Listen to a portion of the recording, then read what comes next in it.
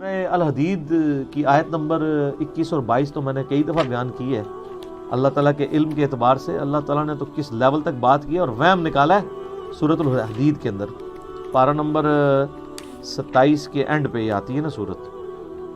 ما اصاب من مصیبت فی الارض، کوئی بھی مصیبت ایسی نہیں جو زمین میں آئے، یعنی زلزلہ یا طوفان یا کوئی وبائی مرض، ولا فی انفسکم، یا تمہاری جان پہ بھی کوئی مصیبت آئے، بلڈ کینسر، ہیپاٹائٹس، یعنی انڈیویجول مصیبت ہو یا اوورال مصیبت، الا فی کتاب من قبل ان نبرأہا، اس سے پہلے کہ ہم تم میں وہ مصیبت بھیجیں ہم نے پہلے ہی لوح محفوظ میں لکھ لیا ہے کہ فلاں ڈیٹ کو فلاں سن میں فلاں علاقے پہ یہ آفت آئے گی. لو جی، ان ذالک علی اللہ یسیر، بے شک اللہ پہ یہ بہت آسان ہے. تمہارے لیے مشکل ہے کہ کیسے ہوگا پہلے ہی. سورۃ الانعام میں تو یہاں تک آیا کہ خشکیوں میں اور تریوں میں کوئی دانہ نہیں پھوٹتا زمین سے مگر اللہ کے علم سے، درخت کا کوئی پتا نہیں گرتا مگر اللہ کے علم سے. اور ساتھ لکھا ہے کہ اللہ نے یہ پہلے ہی لوح محفوظ پہ لکھ لیا یہ ہوگا. یہ نہیں ہے کہ اللہ نے پابند کیا کہ ایسا ہو، اللہ تعالیٰ نے اپنے علم سے پہلے ہی جانچ لیا ہے کہ ایسا ہی ہوگا. باقی یہ کہ اللہ کو اگر پتا تھا کہ یہی کچھ ہونا ہے تو اللہ نے ہمیں اس مصیبت میں ڈالا کیوں؟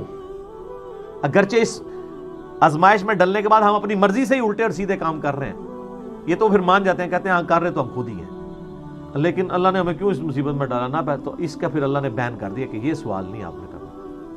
وَلَا يُسْأَلُ عَمَّا يَفْعَلُ، مجھے نہیں کوئی پوچھ سکتا میں نے کیوں ایسا کیا.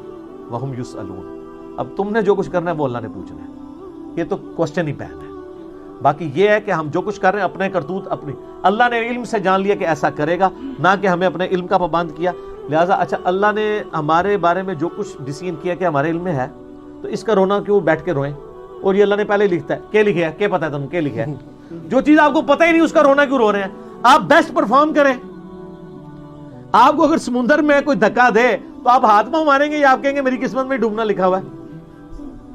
ابھی ہاتھ پاؤں مارے کنارے پہ آئیں گے پھر بعد میں پوچھے کس نے دھکا دیا ہے. تو اللہ نے جو ہمیں زمین پہ دھکا دے کے بھیج دیا ہے وہ اللہ سے جنت میں جا کے پوچھیں گے. اچھا اعلیٰ حضرت کے جو خلیفہ ہے نا مفتی امجد علی، انہوں نے بار شریعت کے شروع میں لکھا ہے کہ اگر کوئی یہ سوال پوچھے کہ اللہ تعالیٰ نے ہمیں اس مسئلے میں کیوں ڈالا تو وہ کہتے ہیں انشاءاللہ جنت میں جانے دے پھر جا کے پوچھ لیں گے، ابھی تو جو کچھ وہ کہہ رہا ہے وہ کرو. اور یہ بالکل صحیح ہے. اگر کوئی شخص آپ کو اس دروازے سے آگے کہے کہ سر ادھر آگ لگ چکی ہوئی ہے اور وہ بندہ بھی سچا ہو، اس کا کریکٹر بھی مانا ہوا ہو، آپ اس دروازے سے باہر نکل جائیں، یہاں پہ خطرہ ہے. آپ تحقیق کرنے جائیں گے اور وہ ساتھ یہ کہ 30 سیکنڈ میں یہاں پہنچنے والی ہے، تو آپ اس وقت یہ تحقیق کریں گے جا کے کہ آگ پہنچنے والی ہے کہ نہیں. اس وقت تک تو آپ انشاءاللہ مرتبہ شہادت پہ چلے جائیں گے. آپ کہیں گے ابھی تو میں یہاں سے نکلوں بعد میں دیکھوں گا. تو سر وقت کا پیغمبر بھی یہی کام کرتا ہے، اس کا کریکٹر منوایا جاتا ہے کہ وہ صادق اور امین ہے، اور وہ پھر آپ کو کہتا ہے کہ سر مرنے کے بعد اللہ کے حضور پیش ہونا ہے، تحقیق بعد میں وہاں جا کے دیکھنا ابھی اس بات کو. اس لیے نبی علیہ السلام فرمایا تھا نا، اگر میں بخاری میں آتا ہے نا، اگر میں تمہیں کہوں کہ اس پہاڑ کے پیچھے سے کوئی فوج تم پہ حملہ آور ہونے، ان کا بالکل، اور ان کا پھر میں ہی تمہیں بتا رہا ہوں کہ تمہیں مار کے اپنے رب کے حضور پیش ہونا ہے، تو ماننے سے انکار کر دیا. سر توحید ایسی کڑوی چیز ہے نہ ماننے والوں کے لیے، جو مان لے تو اس سے میٹھی چیز ہی کوئی نہیں. یہ اتنی میٹھی ہے کہ انسان جان دے دیتا ہے اس کے لیے، اس کی مٹھاس سے روگردانی نہیں کر سکتا. اور کڑوی اتنی ہے نہ ماننے والے کے لیے کہ وہ شخص جو 40 سال تک کسی کی آنکھوں کا تارا ہو اور وہ اس معاشرے کا سب سے بہترین آدمی ہو، وہ صرف ایک لا الہ الا اللہ بول دے تو اس کے جانی دشمن بن جاتے ہیں. یہاں بھی لوگ کہتے ہیں نا جناب میٹھی میٹھی باتیں کریں لوگ ساتھ دیں گے. سر میٹھی میٹھی باتوں پہ اگر لوگ آپ کا ساتھ دے رہے ہیں تو یہ پھر محمد رسول اللہ کی دعوت نہیں ہے صلی اللہ علیہ وسلم. حضرت نوح علیہ السلام کے اجتماع میں 16 لاکھ بندے اکٹھے نہیں ہوتے تھے. اگر آپ کے اجتماع میں اکٹھے ہو رہے ہیں تو سمجھ لیں کہ نوح علیہ السلام والی دعوت نہیں ہے یہ. وہ میرے بارے میں کہتے ہیں اس کو تو مسجد میں امام بھی نہ رکھے. سر بالکل نہ رکھے.